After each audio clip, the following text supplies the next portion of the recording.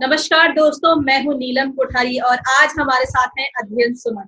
अध्ययन, बहुत बहुत स्वागत है आपका। और जिस तरीके से इस समय आपके किरदार की, आपकी बातों की, आपके गानों की चर्चा हो रही है, सबसे पहले मैं यही पूछूंगी कि ये लॉकडाउन जहां बाकी लोगों के लिए आपको अनलॉक हो गया, बाकी लोगों के लिए थोड़ा संघर्ष भरा रहा, अप्स एंड डाउन हुए, आपके लिए तो बहुत अच्छा रहा। तो क्या चल रहा है अभी मन में? नहीं, आई नो। मन में तो सबसे पहले of course I feel absolutely, I was obviously like the rest of the world. हम सब टेरिफाइड थे, दुनिया में क्या हो रहा है, ऊपर नीचे लोग मर रहे हैं, आ रहे जा रहे, पैंडेमिक्स हो रहे हैं सब। उसके बीच में एक इतनी खूबसूरत चीज हुई जिंदगी में जहां पर आश्रम आया। देखिए, जहां तक मेरे गाने का सवाल है, वो तो सुशांत के लिए एक ट्रिब्यूट था। ऑफ कोर्स लोगों ने तो उसको इतना प्यार दिया, मैं क्या कह सकता हूँ। और उसका श्रेय मैं ले नहीं सकता बिकॉज उन लोगों ने वो प्यार सिर्फ सुशांत के लिए दिया है। लेकिन जहाँ तक आश्रम की बात करूँ तो आश्रम ने मेरा पूरा रुख ही बदल दिया जिंदगी का वापस। और जो मेरी स्ट्रगल रही है 10-12 सालों की फिल्म इंडस्ट्री में, कि लोग मुझे रिकग्नाइज करें, मुझे मौका दें, ऑडियंसेस जो हैं थोड़े से रिसेप्टिव हो मेरे काम को लेकर, वो फाइनली आश्रम के साथ अब हो रहा है। इंडस्ट्री ने अपने दरवाजे फिर से खोले हैं, फिर से काम आ रहा है। 12 जो जो जो फोन नहीं बजता था, अब थोड़ा सा बजना शुरू हुआ है। तो बहुत ही खुश हूँ मैं। और एक रे ऑफ होप जिसे कहते हैं, जिसका इंतजार था मुझे, वो फाइनली अब नजर आने लगी है। जैसे कि आपने कहा भी कि बहुत साल आपको इंडस्ट्री में हो गए और आपने बहुत इंतजार किया है इस सक्सेस का। सक्सेस तो खैर अभी उस हिसाब से नहीं हुई है, अभी बहुत बाकी है काम करना, लेकिन फिर भी अब हम आपको स्क्रीन पे देख पा रहे हैं और लोग आपके काम की तारीफ भी कर रहे हैं। अब जब चीजें आपके हिसाब से अच्छी होने लगी हैं, तो कैसा है आपका, आपकी फैंस की प्रतिक्रिया क्या है, फैमिली की क्या है? नहीं, जैसे कि आपने बहुत सही तरीके से कहा कि आश्रम ऑफ कोर्स एक has become one of the most successful web shows on any OTT platform. हमने 250 मिलियन व्यूज जो है अभी गार्नर किए हैं। लेकिन ये मेरे लिए ऑफ कोर्स बहुत बड़ी बात भी है। और फैक्ट ये है कि एक छोटा सा स्टेपिंग स्टोन है, जो मेरी मंजिल है वो बहुत दूर है अभी।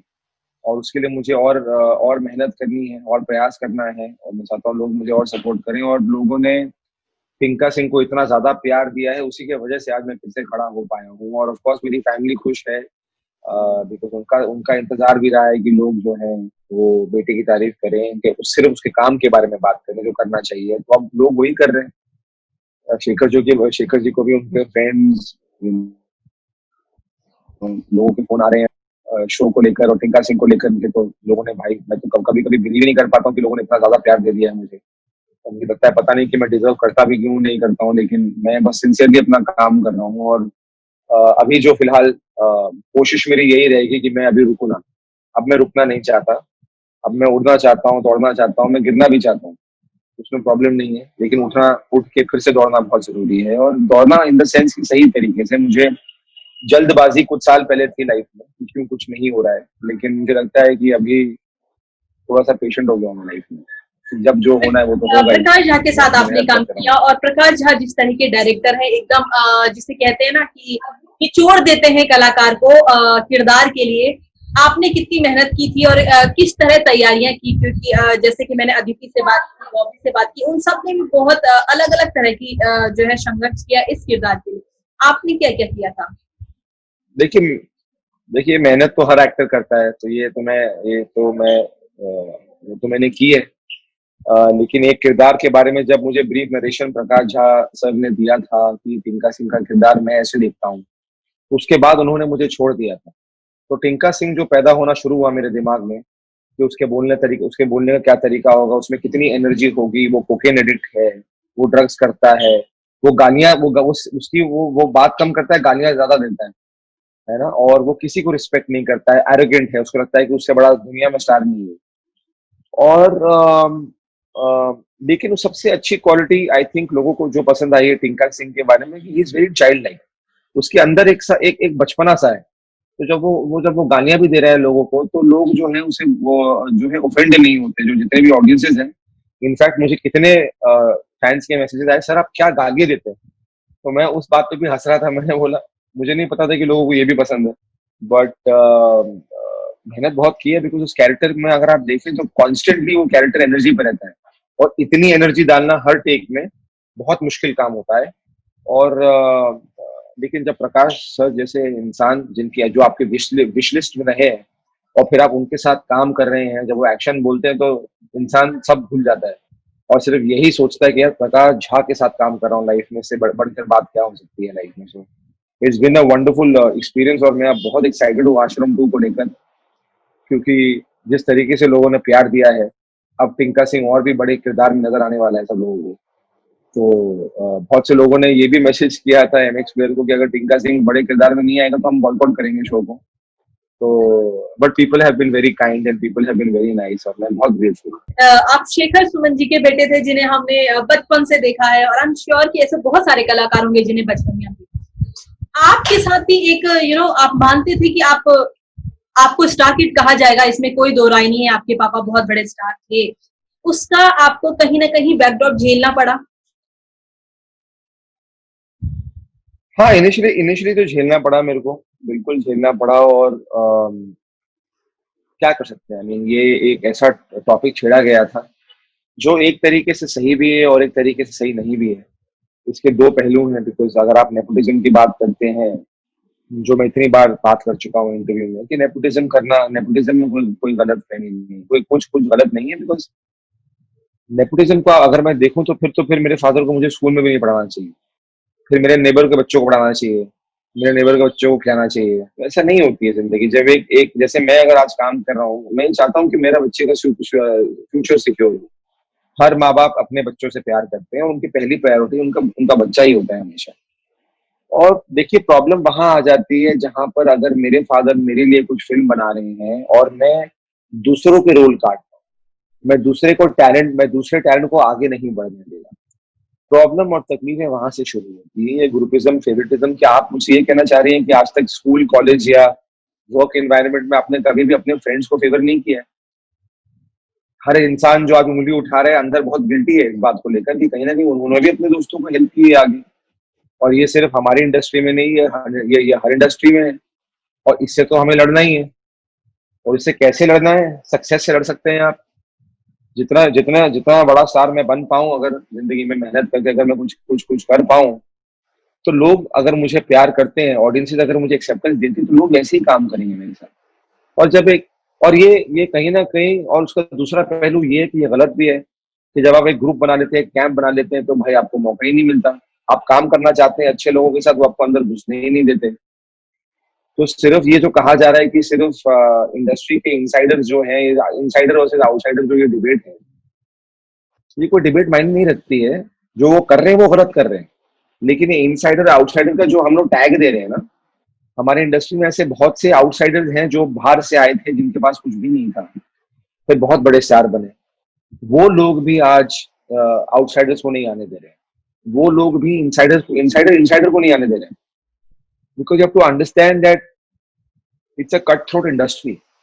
Everybody wants to be number one. यहाँ पे कोई भी फैमिली नहीं है आपकी। यहाँ पे फैमिली खत्म हो जाती है कॉफी विद करण पर आकर।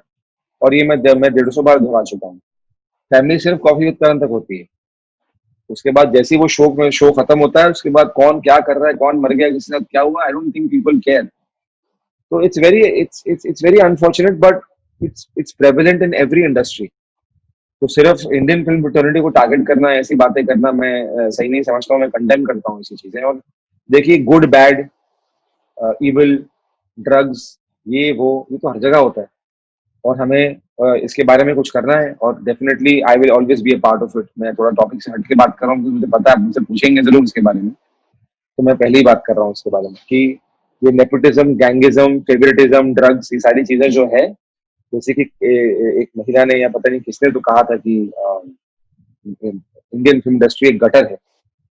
जिस इंडस्ट्री ने आपको इतना कुछ दिया, नाम दिया, शोहरत दी, इज्जत दी, आपके सपने पूरे हुए, आज आप पूरी इंडस्ट्री को गटर कह रहे हैं। आज आप पूरी इंडस्ट्री को कह रहे हैं कि आप ढंगी हैं। आज वर्ल्ड रिकग्निशन पे इंडियन फिल्म इंडस्ट्री की वजह से आज हमारा देश का नाम भी आगे गया है। ऐसा तो नहीं है कि हम ये डिनाई करेंगे। ये कहना कि इंडियन फिल्म इंडस्ट्री गटर है बहुत गलत बात है। लेकिन ये जरूर, इसमें हकीकत जरूर है कि हमारी इंडस्ट्री के अंदर एक गटर, और उस गटर की सफाई करना बहुत जरूरी है। लेकिन एक जेनेरिकली टर्म कर देना कि हमारी इंडस्ट्री खराब है, बिकॉज अभी आप देखिए कि कितनी नेगेटिविटी है। कि कुछ कुछ क्या, इतने लाखों लोग हैं जो बॉम्बे आते हैं एक्टर बनने के लिए, छोटे शहरों से आते हैं, उनके माँ बाप ट्रस्ट करके अपने बच्चों को भेजते हैं, अब वो नहीं आना चाहेंगे। बिकॉज अगर वो आना भी चाहेंगे तो उनके बच्चे माँ बाप उनको आने नहीं देंगे। बिकॉज उनके मुंह पे शब्द क्या है, बेटा कहाँ जा रहे हो, ये इंडस्ट्री गटर है। कहाँ जा रहे हो बेटा, यहाँ पे सिर्फ चरसुरे घरदुल्ले लोग हैं, यहाँ पे कहाँ जा रहे हो, यहाँ पे सिर्फ ड्रग्स होता है। तो आपने एक इंडस्ट्री को जो है ऐसा बदनाम कर दिया है, जो मैं बहुत गलत मानता हूँ। और बिकॉज मैंने खुद, मेरी खुद की लड़ाई, आप मुझे कहते हैं अगर मैं प्रोडक्ट ऑफ नेपोटिज्म हूँ, जैसे कि आपने कहा, तो मेरी लड़ाई तो कोई 12 साल से चल रही है, तो फिर मुझे धर्मा ने और यशराज ने क्यों नहीं काम दिए? मैंने बड़ी बड़ी फिल्में क्यों नहीं की? मैंने 15 फ्लॉप देने के बाद 20 फिल्में क्यों नहीं साइन की? तो मेरे साथ तो ऐसा नहीं हुआ। तो मेरी जर्नी और मेरी स्ट्रगल तो खुद की रही है, जो लोग देख रहे हैं। आप समझ रही हैं इस बात को? आपके पापा शेखर जी को मैं बहुत लंबे समय से जानती हूँ। उन्होंने हमेशा खुल के बात करने वाले हैं, कभी डरते नहीं, और अभी भी उन्होंने ये ड्रग्स और नेपोटिज्म और इन सब के खिलाफ बहुत सारी बातें की हैं। वो जबकि कहा जाता है कि आप इंडस्ट्री में हैं तो आप बहुत ज्यादा कंट्रोवर्सी में ना पड़े, आप फालतू के बयान ना दें, ये ना दें, वो ना दें। लेकिन आपके तो खुद के घर में शेखर जी ऐसे हैं जो किसी भी मुद्दे पे चुप नहीं बैठते। क्या कभी आपने उन्हें कहा या फिर उन्होंने आपको कहा कि इस मैटर से दूर रहो? नहीं, मैंने खाली उनसे ये कहा था कि भाई कोविड के टाइम पे आप जो है फ्लाइट लेकर जा रहे हैं सुशांत सिंह राजपूत के फादर से मिलने के लिए, बिकॉज हमारा कोई रिश्ता नहीं है उनके साथ, हम उनको जानते नहीं है। हाँ, हम definitely we are feeling bad. मैं इनिशियल डेज की बात कर रहा हूँ, जब ऐसा हमको न्यूज मिली थी। जब वो गए थे, मैंने पटना उनसे गए कहा, थे। जब वो पटना गए थे तो मैंने उनसे कहा कि जाना गलत होगा, तो अपने हेल्थ को रिस्क में को लगा कर अब क्यों जाएंगे यार, फोन पे बात कर लो, जूम कॉल कर लो। बट उन्होंने जो एक बात कही, फिर ऑब्वियसली मैं कुछ कह नहीं पाया। उन्होंने कहा कि अध्ययन, आई लॉस्ट माई सन, और एक बेटे को खोने का दर्द मैं समझ सकता हूँ। और आज शायद इंडस्ट्री खड़ी नहीं हो रही है, और कोई शायद जाएगा भी नहीं मिलने, और ये बात खत्म भी हो जाएगी, शायद हम भूल भी जाएंगे कि कुछ हुआ था। लेकिन आज उस बाप को सहारा देना, एक कंधा देना बहुत जरूरी है। भले ही वो लोग गए वहां पे, इनफैक्ट उनकी मीटिंग सिर्फ 5 मिनट हुई, और ना ही शेखर जी ने ना कुछ बोला, ऑब्वियसली, बिकॉज उनके फादर चुप थे, उनके पास कहने के लिए कुछ भी नहीं था, तो कॉन्वर्सेशन कुछ ही नहीं हुई। और उसके बाद जब वो आए, उन्हें लगा कि नहीं यार, ये उन्हें लगता है कि सुसाइड नहीं है, ये मर्डर है। उन्हें उन्हें लगा कि ये केस भी शायद कुछ केसेस की तरह दबाया जाएगा अगर आवाज नहीं उठाई जाए तो। फिर उन्होंने जस्टिस फॉर सुशांत फोरम शुरू किया, वहां से हजारों लोग जुड़े, हजार से लाख, लाख से करोड़, और फिर पूरी दुनिया जुड़ गई इसमें जानने के लिए। और फिर मेरी भी छोटी सी एक आवाज है, तो मैंने बोला मैं भी जुड़ जाता हूँ। और अनफॉर्चुनेट बात यह है, कुछ बदतमीज जो हमारे इस दुनिया में जो है, जो जिनका कॉन्शियंस नहीं है, जो पैदाइशी बदतमीज और नालायक लोग हैं, जिन्होंने कहा कि शेखर जी इसलिए गए थे पटना बिकॉज उन्हें आरजेडी ज्वाइन करनी थी, इसलिए सुशांत के डेथ पर जो है वो उनका फायदा उठाकर एक टिकट लेना चाह रहे हैं। जिस इंसान ने जो इतने बड़े स्टार हैं, शेखर जी, इतना इतना नाम कमाया, उनको पता नहीं क्यों कुछ कुछ लोगों को लगा कि उनको सुशांत के डेथ को यूज करके टिकट की जरूरत है। तो ये बहुत गलत बात है ये। But whatever said and done, I am happy कि एटलीस्ट हम एक सपोर्ट कर पाए सही कॉज को, और हम आज भी हाँ होपफुल है कि हमें जो है जस्टिस प्रिवेल होगा। हमें एटलीस्ट ये तो मालूम पड़ेगा कि सुशांत डेथ हुआ है। अध्ययन, लेकिन आपको कहीं ना कहीं लगा कि ये सुशांत के पूरे मामले में कहीं ना कहीं कुछ लोगों ने अपनी रोटियां सेकने का काम किया है, बेवजह खबरों में आना, इस तरह की बहुत सारी चीजें हुई। आपको लगा कि कहीं ना कहीं कुछ उनके ऐसा हुआ? उनके वजह से तो बाकी लोग बदनाम हो रहे हैं। जो लोग अपनी रोटियां सेक रहे हैं, उनकी वजह से तो बाकी लोग बदनाम हो रहे हैं। कि जो लोग जेन्युइनली कर रहे हैं, उनको भी कुछ लोग उठ के बोल रहे हैं भाई कितना करोगे अब। मैं तो लगती, इनफैक्ट मैं जो सुशांत को मैंने ट्रिब्यूट दिया जब तक 2.0 अपने गाने के साथ, आपको मैं ये कह सकता था ना कि मैं पूरा क्रेडिट तो मेरा है, मुझे लोगों ने प्यार दिया। मैंने ऐसी बात तो नहीं कही आपसे, बिकॉज जो हकीकत है, मेरे बाकी के गाने बहुत सक्सेसफुल है, वो मेरे वजह से है, मेरी मेहनत की वजह से है। लेकिन जब तक 2.0 को जितना प्यार है वो सुशांत के लिए, वो मेरे लिए नहीं। भले ही लोगों ने लिखा है, अध्ययन ने बहुत अच्छा गाया, लिखा, ये वो डायरेक्ट किया, वो सब ठीक है, बट उस गाने को लोगों ने देखा इसलिए बिकॉज हमको ये पता चलता है कि लोग सुशांत से आज कितना ज्यादा प्यार करते हैं ऑल ओवर द वर्ल्ड।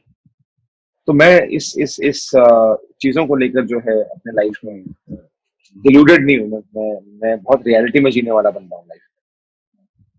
अध्ययन, आपके किसी ने आपके गाने के यूट्यूब चैनल पे लिखा था कि अध्ययन जो है वो शेखर जी जैसे नहीं है, क्योंकि शेखर जी तो कुछ बोल दे तो वो सामने से अगर आप उनको एक बात बोलेंगे वो दो बात बोलेंगे, तो ये बहुत अलग है और बहुत डाउन टू अर्थ भी है। मुझे खुद ये बात बहुत अच्छी लगी और इसलिए मैंने चाहा कि आपसे बात करूं। आप सच में मानते हैं कि आप अपने पिता से थोड़ा सा अलग हैं इन सब चीजों को लेके, क्योंकि शेखर जी हाँ बहुत नहीं स्वभाव आदमी हैं। नहीं, हम लोग एक्चुअली, मैं मुझे तो लोग कह रहे हैं कि तुम अपने फादर की तरह बेबाक हो, जो मन में आता है वो कह देते हो। तो हाँ, हम अलग हैं लेकिन हम एक, हमारी आवाज अलग है, लेकिन हमारा जो जिसके लिए हम लड़ रहे हैं वो रीजन तो एक ही है। और हमारा ऑब्वियसली शेखर जी का जो अंदाज है बात करने का, जो लोग उनसे प्यार करते हैं, जो उनका एक एक निडर वाला जो उनका एक एटीट्यूड है, जो उनका लार्जर देन लाइफ जो उनकी एक पर्सनैलिटी है, जो उनके हिंदी लैंग्वेज पर कमांड है, इंग्लिश पर कमांड है, ऑफकोर्स मैं तो वो छू भी नहीं सकता। तो डेफिनेटली मैं उनसे अलग हूँ और मैं उनसे सीखता ही हूँ। मैं प्रेरित उनको लेकर कुछ ना कुछ सीखते ही रहता हूँ कि वो, और यही कि वो भी दिल से बोलते हैं और मैं भी दिल से बोलता हूँ। Nothing, I don't plan anything, मेरे बीच में कोई मेरे चीजों को लेकर कभी एजेंडाज नहीं होते। इनफैक्ट मैं अभी जब ये ड्रग्स की बातें निकली और मेरा नाम सीधा जा रहा था इन सब चीजों में, मैंने तो कितना मना किया, मैंने बोला मैं बाहर आना नहीं चाहता, मुझे बात ही नहीं करनी है, बट देन आई रियलाइज कि it's important to come out and just tell people at least once, एक बार कहें और उसके बाद पीछे हट जाए, उसका मजाक और बतंगड़ ना बनाए। जी जी, बिल्कुल। जिस तरीके से आपने कहा भी कि आप ड्रग्स पे तो पूछेंगी, तो मैं पहले ही बोल देता हूँ। तो अभी हम जिस तरीके से वीडियोस देख रहे हैं और जो एक चल रहा है कि स्टार पार्टीज में जो स्टार्स के बच्चे होते हैं वो बोलते हैं कि माल है क्या। आपको भी मैं गिनती हूँ उन स्टार के बच्चों में जिन्होंने इस तरह की बड़ी पार्टियां कभी ना कभी की होंगी, या फिर आपके दोस्त होंगे। जी जी क्या कहेंगे इस पे? जी जी। देखिए, सबसे पहले तो मैं ये कहना चाहता हूँ कि ड्रग्स देना एक बहुत ही इंडिविजुअल कॉल है। ये तो मुझे कहने की जरूरत भी नहीं है कि मैं ड्रग्स कंडेम करता हूँ, ये तो मुझे कहने की जरूरत भी नहीं है कि कितना हानिकारक होता है ड्रग्स। ये तो स्टुपिडिटी होगी, मैं कहूंगा भी नहीं, ये तो फैक्ट है। अब हाँ, इनिशियल 12 साल पहले जब हमने इंडस्ट्री ज्वाइन की थी, मैंने जब इंडस्ट्री ज्वाइन की थी और जब राज 2 के बाद सक्सेस मिली थी, हम कुछ पार्टियों में, मैं भी गया था एक दो पार्टियों में, जहां पर मैंने सिर्फ और सिर्फ एक्टरों को नहीं, दूसरे बच्चों को भी, या बच्चे in the sense they were grown up, businessman थे, इंडस्ट्री के कुछ लोग थे, उनको देखा करते हैं। पर उसके बाद वो मेरा कॉल था कि मेरे को इस इंडस्ट्री का मेरे को इस ऐसी पार्टियों का हिस्सा ही नहीं बनना है। लेकिन ये कहना कि हर पार्टियों में ड्रग्स होता है, ये तो गलत है। नहीं तो फिर हमारी इंडस्ट्री जो है वो चल कैसे रही है? अगर सारे ही ड्रग्स कर रहे हैं तो काम कैसे हो रहा है? काम कब कर रहे हैं लोग? हमारी इंडस्ट्री में 700 फिल्में बनती हैं, अगर 99% लोग ड्रग्स करना शुरू कर देंगे तो शायद 4 फिल्में भी नहीं बन पाएंगी। और लोग करते हैं और ये बहुत गलत है। और जो लोग इनसे भी, जिन पेडलर्स को पकड़ रही है और जो एक मुहिम शुरू हुई है कि हमें क्लीनलीनेस ड्राइव करना है हमारी इंडस्ट्री में, बहुत अच्छी बात है और होना भी चाहिए। लेकिन जिस वक्त ये निकाला गया है, मुझे लगा कि ये हम डाइवर्ट कर रहे हैं सुशांत के टॉपिक से। आई फेल्ट कि अभी हमारी लड़ाई जो है वो सुशांत सिंह राजपूत के लिए, we have to find out कि उनके साथ हुआ क्या है। मैं तो आपसे कह रहा हूँ कि बहुत अच्छी बात है कि ड्रग्स का एंगल अब निकल ही आया है, चलो तो इसे जो है बहुत सही तरीके से हमें सॉल्व करना बहुत जरूरी है। आई डोंट नो कि कौन कौन इन्वॉल्व है इसमें, बिकॉज मैंने ये ड्रग का एंगल फोकस ही नहीं किया इस पर, बट आई डोंट नो। अगर बड़े लोग इन्वॉल्व हैं तो उनको समन किया जाए, उनको बुलाया जाए, पूछताछ की जाए और अगर प्रूफ मिला जाए उनके against, then the action should be taken. It's very simple, na? If you are found in, I think if you're found in possession or any contact with anything to do with drugs, फिर जो हमारी जो administration है, police है, CBI है, NCB है, they will do the right thing. इतना भरोसा तो हम रखते हैं उनको।